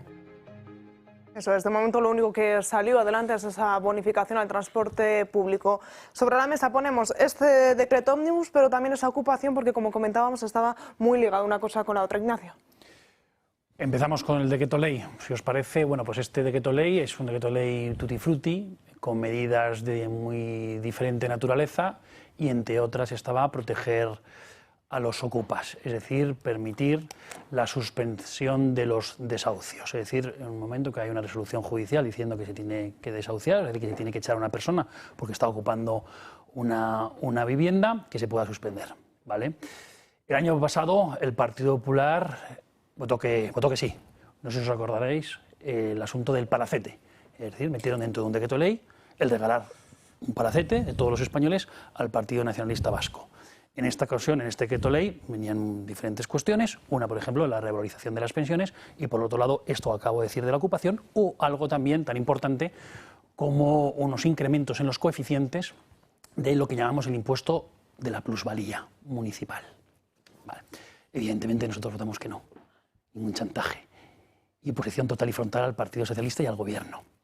Vamos a ver, lo que antes hemos visto con el asunto de la ocupación es que estos ocupas son unos sinvergüenzas, unos parásitos, unos depredadores. Y también el Gobierno y los políticos que legitiman y avalan y promueven el robo, como es la ocupación, ante la propiedad privada. Lo están estimulando y lo que hay que hacer es todo lo contrario. Endurecer el Código Penal y modificar la ley de enjuiciamiento civil y la ley de enjuiciamiento criminal para echar a los ocupas en 24 o 48 horas. Esto se puede hacer, ya ocurre en otras latitudes, en otras naciones también de la Unión Europea. Hay que modificar el ordenamiento jurídico y por tanto tener voluntad política. Y es una vergüenza y un acto criminal que el Gobierno y determinadas fuerzas políticas separatistas y de la izquierda estén legitimando, amparando la ocupación. Parece una aberración el amparar esos actos criminales, tan injusticia para los propietarios y una injusticia para toda la comunidad política, es decir, para todos los españoles, una tremenda injusticia social que además tiene unas consecuencias para el mercado del alquiler en España tremendas. Así lo tenemos. Se ha reducido la oferta de vivienda en alquiler en España en los últimos 5 años en más de un 50% y en grandes ciudades, como por ejemplo Madrid, en un 70%. Y luego, claro, pues incrementan los precios de los alquileres de forma disparatada. Consecuencia de esas políticas nefastas y criminales del Partido Socialista con la izquierda y con algunos separatistas como el PNV, que también votó ayer a favor. Yo creo que lo que está diciendo don Ignacio es fundamental y que eso se lo tenemos que decir a la gente joven de la audiencia. ¿Te resulta difícil encontrar un piso en alquiler? Lo poco que encuentras, si es que lo encuentras, encima te sale a precio exorbitante. Pues es gracias a que por este partido socialista se han aprobado leyes que, al proteger la ocupación, hacen que los propietarios de pisos digan: pues no me compensa meter a nadie de inquilino porque coge, se declara vulnerable, no me paga y ya está viviendo gratis a mi costa mientras que yo tengo que pagar sus gastos.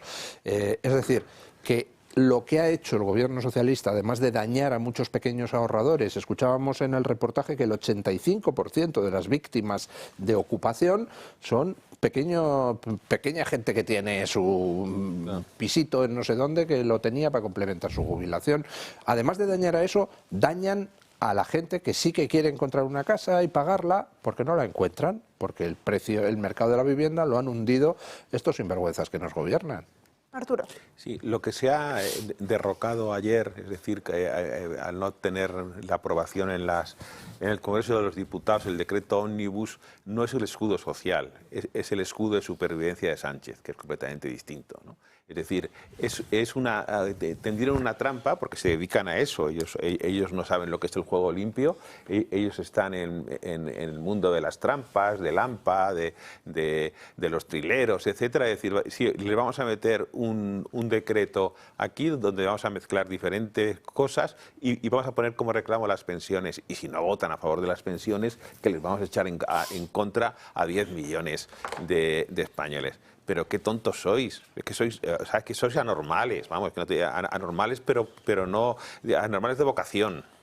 Es decir, esto no se lo cree nadie. Vosotros lo que habéis intentado es hacer una jugada sucia, como todo lo que hacéis, donde habéis intentado mezclar churras con merinas de forma absolutamente confesable al final, porque todo el mundo se da cuenta. Es decir, lo que hemos visto, el reportaje que hemos visto hace un momento, es decir, esto no son ni colectivos, la gente que ha causado estos destrozos, que no son ni colectivos desfavorecidos, ni vulnerables, ni nada. O sea, son delincuentes y perroflautas que se divierten destrozando la propiedad privada que no es suya.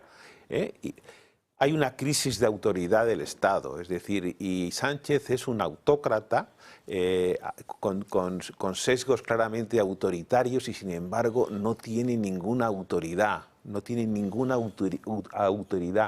porque es una persona, la autoridad exige que la gente tenga respeto.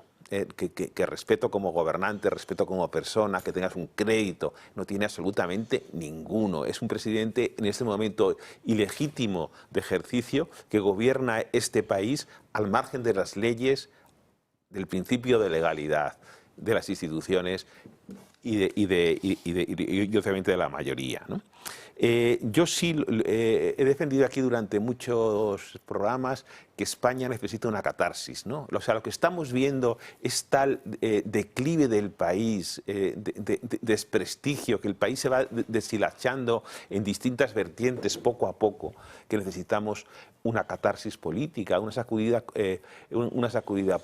política de primer nivel, ¿no? Porque esta clase política que tenemos en España pues nos ha llevado a una situación absolutamente desventurada, ¿no? Es decir, estamos hablando de cosas tan sencillas como recuperar el sentido de la seguridad jurídica, que los propietarios puedan estar seguros y protegidos con sus bienes. Es decir, que de alguna forma el derecho a la propiedad, que es un derecho absolutamente que básico en cualquier Estado de Derecho y democracia liberal, esté sustanciado, protegido, es decir, que eso, y no sea simplemente una cuestión que está en la letra, pero que luego realmente no se cumple, ¿no? Hablabas, Arturo, precisamente de esa campaña, de esas voces que ya desde el Partido Socialista, desde el Gobierno, están señalando directamente al Partido Popular y a Vox de no querer revalorizar las pensiones de las personas más mayores, les ponen como,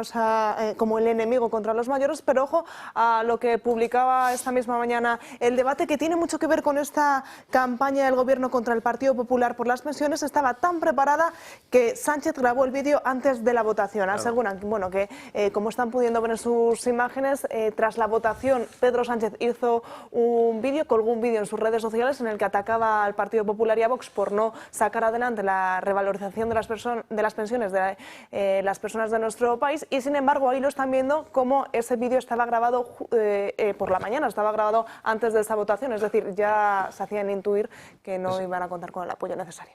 1000 tíos tiene de asesores este señor y no tiene ninguno que se fije en lo que se fijan en el cine, en el raccord, en que las escenas sean todas coherentes entre sí. Es increíble la cazada que le han hecho.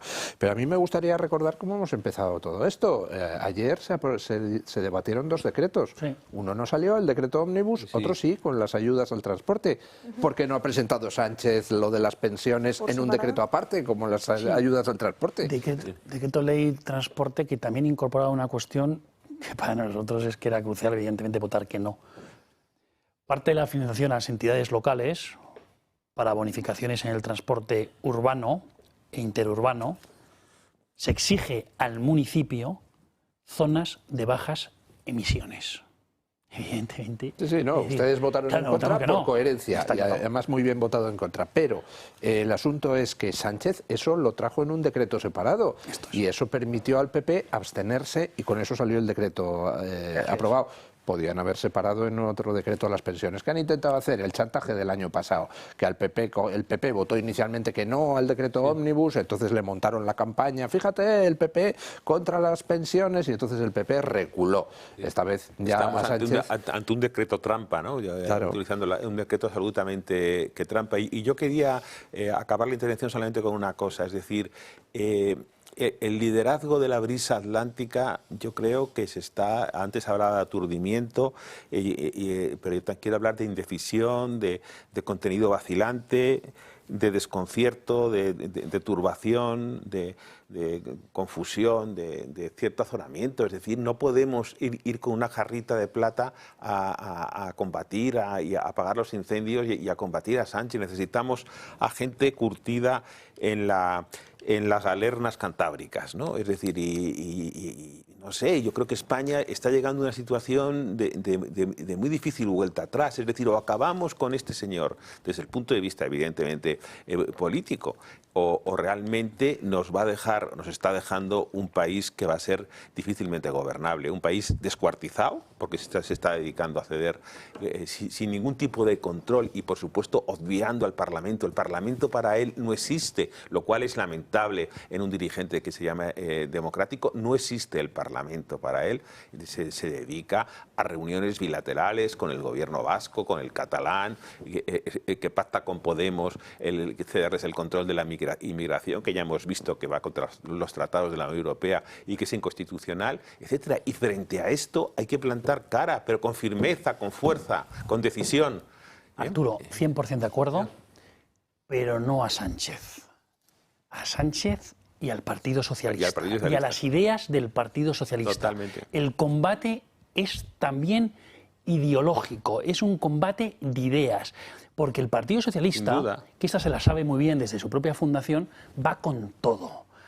Utilizan el poder que tengan, mucho o poco, para combatir. Y luego para actitudes criminales, una y otra vez, como la historia del Partido Socialista ha demostrado. Y hoy mismo estamos viendo, por desgracia.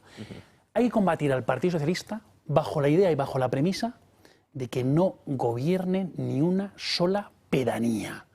¿Vale? Es decir, no pueden tener nada de poder, porque es una catástrofe para España y para todos los españoles. Es decir, y para eso hay que combatir el Partido Socialista. Y por desgracia, el Partido Popular siempre está en la contemporización con las ideas del Partido Socialista y se mueve dentro del mismo marco ideológico que le ha establecido el PSOE. Por eso siempre vemos al Partido Popular mantener todas las leyes ideológicas y no hacer ningún combate, y no solamente al Partido Socialista, sino también al separatismo.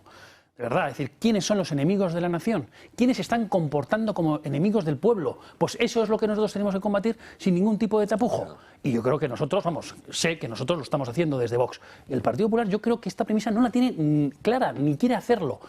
Y yo creo que ahí es uno de los graves problemas. Y yo creo que tu diagnóstico es absolutamente certero, pero también, en fin, yo creo que lo que hay que hacer es que el Partido Popular se dé cuenta de la coyuntura histórica, y también yo creo que los españoles se dan cuenta, por desgracia, que el Partido Popular no está a la altura de las circunstancias y que le queda muy, muy, muy grande la situación actual. Y por eso, si se puede producir lo que antes en el descanso hablábamos, pues un trasvase de votos prestados de gente liberal, como que yo me he considerado siempre una persona básicamente liberal, pero que también con un sentido muy arraigado de lo que significa España para mí, la tierra de mis padres, la tierra de mis hijos y el país que me gustaría que de alguna forma dejarle. Y claro, y veo que tomamos decisiones con firmeza y además hay que hacer reformas estructurales, y veo al Partido Popular perdido en una especie de nube, simplemente con la imagen un poco psicológica del turnismo, ¿no? Es decir, nos toca a nosotros, porque antes, hasta los 8 años, que por cierto le regalamos el poder, ahora nos toca a nosotros. Eso no es la cuestión. O sea, lo que hay que hacer es cambiar España de la A a la Z. Y para eso necesitamos un gobierno fuerte y decidido, que en este momento las circunstancias indican que el caballo de Troya, es decir, el vehículo que puede cambiar el escenario político es Vox. Pues yo creo que mucha gente empieza a pensar ya en eso, es decir, pero han sido votantes del Partido Liberal y son gente moderada, gente centrada si quieres, pero ven que no se mueve una hoja, y aquí hay que pegar un meneo a España. Por eso yo siempre hablo de sacudida catártica, porque el sistema político español está agotado, porque hay una atrofia reformista, porque llevamos sin hacer reformas y transformar el país y ponerlo mirando al futuro durante muchos años, y necesitamos que haya un cambio de verdad, no necesitamos un parche, no necesitamos una continuidad con él. O sea, no, por ejemplo, no derogar ninguna medida de las que ha tomado que Sánchez, quedar todo como bueno, total, para que no haya revanchas, no sé cuántos. No, mire usted, es que los que han acabado con están deteriorando la democracia son ustedes, y nosotros la vamos a restituir. Y entonces, en ese sentido, yo creo que o se espabilan o si no, que se va a acrecentar mucho el voto a Vox como opción de cambio, no de mero continuismo.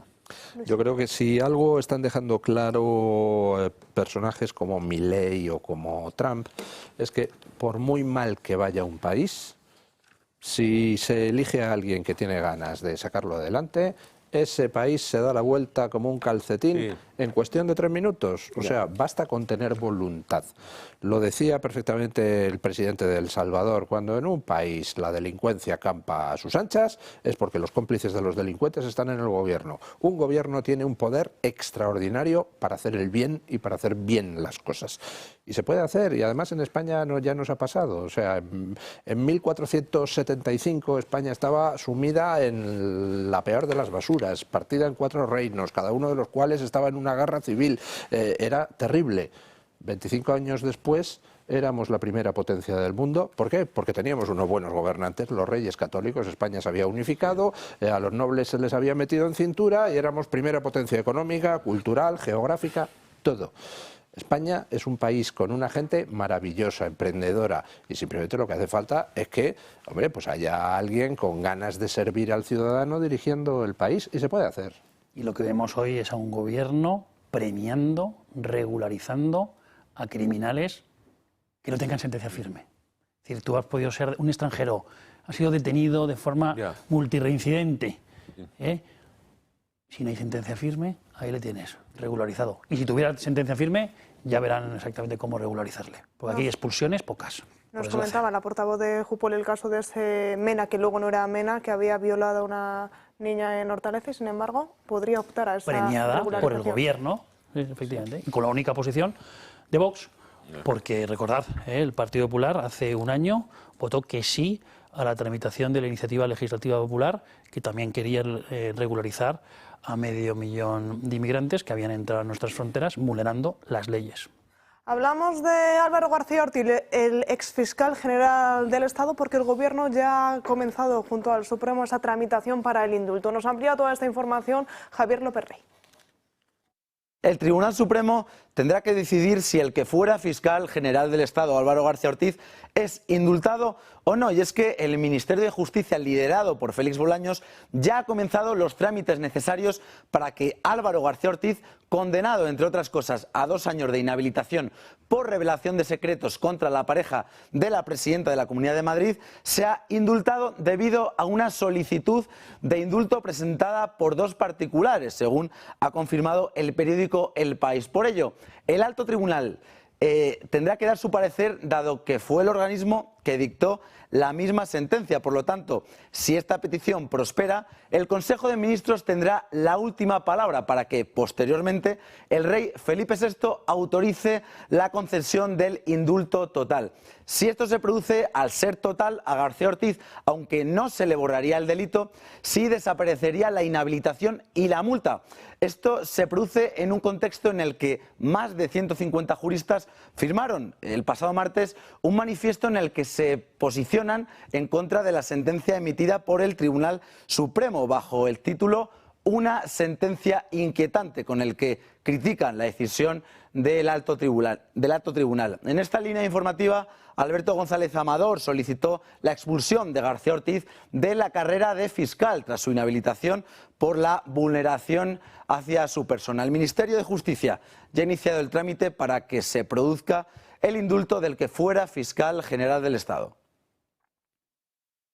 El Gobierno se suma a esos 150 juristas que habrían firmado ese manifiesto para pedir el indulto del ya exfiscal general del Estado, de Álvaro García Ortiz. ¿Dónde creéis que va a acabar todo este recorrido? ¿Se concederá el indulto a García Ortiz? Bueno, vamos a ver, habrá batalla judicial porque evidentemente lo que se pretende es algo que perjudica, para empezar, a ciertas personas muy concretas. Por ejemplo, la pareja de Ayuso ya ha presentado un recurso ante el Supremo para que se expulse a García Ortiz de la carrera judicial. Cuando a un fiscal se le condena por delito doloso, y se le ha condenado por delito doloso, ese fiscal es expulsado de la carrera judicial. Solo en ciertos casos el fiscal general del Estado puede sustituir eso por otro tipo de cosas. Entonces, agarrándose a ese resquicio legal, le han mandado de fiscal de sala al Supremo a García Ortiz, pero eso es completamente irregular. O sea, imagina que a ti te toca en un caso ese señor de fiscal. Dices, o sea, que me van a poner aquí de fiscal a un tío que se dedica a filtrar datos confidenciales de la gente. Es inmoral. Entonces, bueno, pues habrá batalla judicial, pero vamos, ya sabíamos que Sánchez intentaría no dejarle tirado. Al fin y al cabo era su cortafuegos, y si delinquió fue para ayudar a Sánchez. Ignacio. Bueno, cuando nosotros calificamos al gobierno como un gobierno mafioso, que eso, claro, tiene connotaciones, la propia expresión, la propia frase, el propio concepto. Y pues claro que le quieren indultar, es que le van a indultar. Vamos a ver. Un fiscal general del Estado que ha sido condenado por actos criminales, flagrantes. Y de las primeras acciones de la nueva fiscal general del Estado ha sido recolocarle. Y ante esa duda jurídica también expresa, el gobierno dice, oye, pero si ya estamos acostumbrados, si aquí estamos indultando a criminales a doquier, si ya lo hicimos con los golpistas catalanes, que pusieron en jaque a la nación española con un acto criminal, atentado histórico contra la unidad nacional. Primero indulto para los que habían sido condenados y amnistía a aquellos que todavía no han sido procesados.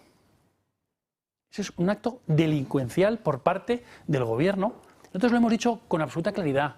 Hay que modificar la ley de 1870, que es la ley del indulto.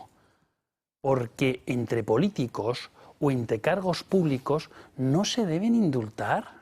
Si es de cajón, que es que el fiscal general del Estado está al servicio, y además ahora se ha visto de forma torticera, no del gobierno, no, del color político del gobierno.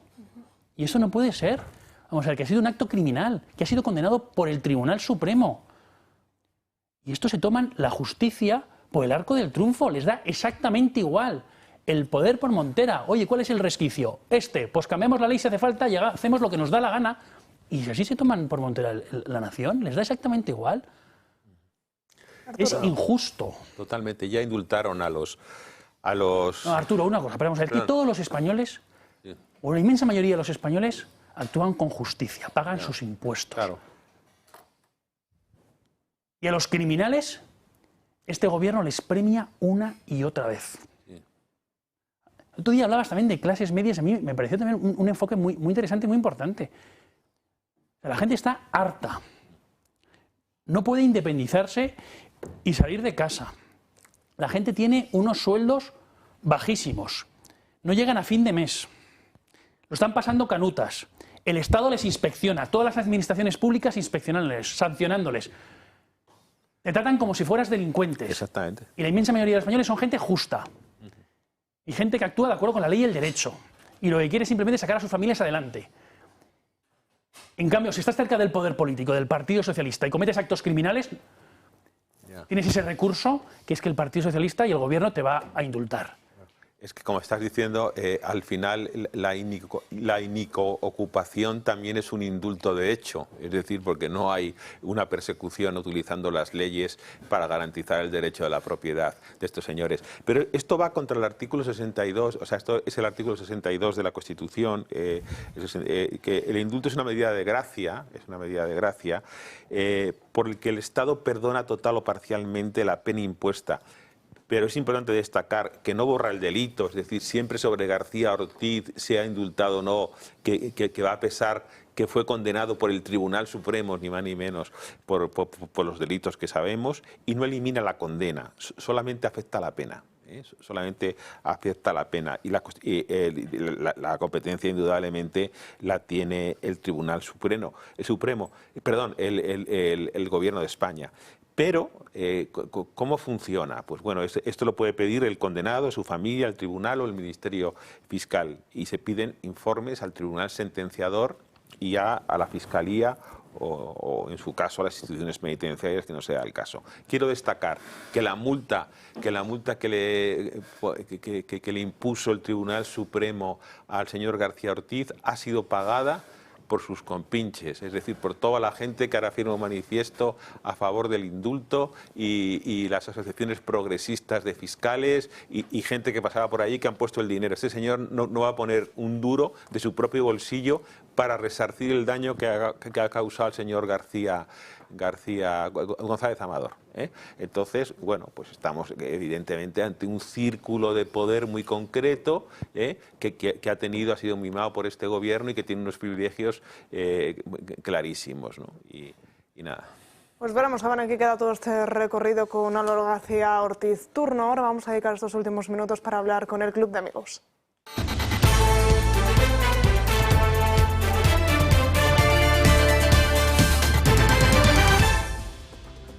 Y como siempre lo hacemos de la mano de Paula Cruzado. ¿Qué tal? Muy buenas tardes. Muy buenas tardes. Pues mira, Natalia, ayer estaba en El Gato con Esparza y decía, me quedan 130 personas que todavía, bueno, en este caso personas que han hecho una donación a través de transferencia, que no están registrados como socios.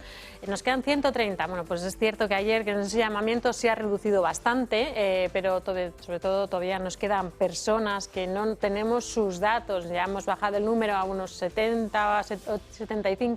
Todavía nos quedan. ¿Por qué? Porque es muy importante que esa donación que ellos nos han hecho ayudando a este medio de comunicación a seguir hacia adelante, nosotros le devolvamos esa generosidad a través de esa desgravación fiscal, que hay muchos de ellos que se están desgravando hasta el 80% de esos primeros 250 euros. Pero para que ustedes se lo puedan desgravar es importantísimo que nos faciliten sus datos como el nombre, apellido, DNI, código postal y localidad. No necesitamos nada más, pero es cierto que necesitamos todos esos datos. ¿Por qué? Porque hay gente que nos dice, no, si yo en la transferencia puse mi nombre, mi apellido y mi DNI, ya, pero el código postal no lo sé, no lo puedo poner, porque Hacienda, si no rellenas todos esos campos, no da como válido ese registro. Y también decía ayer Miguel Durán que claro, luego eso acarrea unas ciertas, bueno, pues que a lo mejor Hacienda se entera, la paralela, entonces para que no desencadene ningún problema, lo que necesitamos es que aquellas personas que a lo largo del 2025, en algún momento dado, han hecho una donación, una transferencia, ya sea por tarjeta de crédito, ya sea por transferencia, los números que aparecen en pantalla, se pongan en contacto con nosotros. Es un trámite de 5 minutos como mucho para poder rellenar todos esos datos y que ustedes se puedan, bueno, pues desgravar, beneficiar de esa desgravación que a nosotros tanto nos ayuda su donación para seguir hacia adelante, y a ellos, pues mira, antes de que se lo quede el Estado, se lo devolvemos a ellos, que gracias a ellos estamos aquí. Y también recordar que, bueno, ya nos queda muy poquito para arrancar febrero y tenemos una nueva actividad, que es la Leyenda Negra, decir que van a ser un ciclo de 3 martes, comenzará el martes 17 de febrero, luego tendremos la segunda sesión el martes 3 de marzo y la última el martes 17 de marzo. Va a ser de forma online y de forma presencial, lo hace con nosotros Javier Sardón, ahí lo están viendo ustedes en pantalla. En esta primera sesión hablaremos de la leyenda negra antiespañola desde el medievo hasta el reinado de los Habsburgos, y bueno, como saben todo el mundo, se pueden registrar a través de nuestro teléfono, a través de nuestra página web o mandándonos un correo electrónico. Y además, para todas las personas que tengan dudas, sugerencias, quejas o que quieran formar parte de este club de amigos, también tenemos ese teléfono de contacto y ese correo electrónico. Sobre todo, vamos, nosotros encantados de recibir quejas porque nos ayuda a crecer, pero sobre todo que se den de alta, que ayuden a este medio de comunicación a ser un medio de comunicación como el que somos, ese resquicio de libertad, ese, bueno, pues esa noticia que todos queremos buscar y que todos los medios de comunicación intentan tapar, porque al final lo que quiere el ciudadano es que hablemos de la verdad, no de lo que quieren que oigamos o que nos quieran adoctrinar en otros medios, pues como nosotros llamamos los telepedros. Así que tenemos que estar ahí, y para estar ahí necesitamos su ayuda haciéndose socio del club de amigos o haciendo esas donaciones que cada uno, en función de lo que estime oportuno, lo que su economía le permita, así las hacen, y de verdad que nosotros eternamente agradecidos. Pues Paula Cruzado, muchísimas gracias como siempre por la labor que haces y por explicárnoslo también. Gracias a vosotros. Y nosotros pues hemos llegado al final del programa. Muchísimas gracias por acompañarme en la mañana de hoy y gracias a ustedes también en esta mañana tan fría. Les veo mañana, como siempre, a partir de las 12 del mediodía aquí en Dando Caña. Hasta mañana.